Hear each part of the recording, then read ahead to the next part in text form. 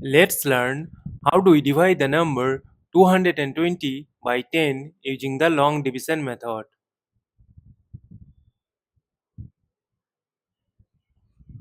Consider the first digit 2. It is less than 10. So let's consider the number 22.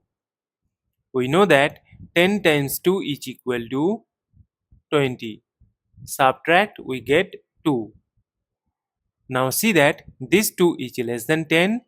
That is why we will bring down this adjacent 0 here. And we know that 10 times 2 is equal to 20. Subtract, we get 0. As we get the number 0 and we have no number to bring down here, so we will stop. Therefore, 220 divided by 10 is equal to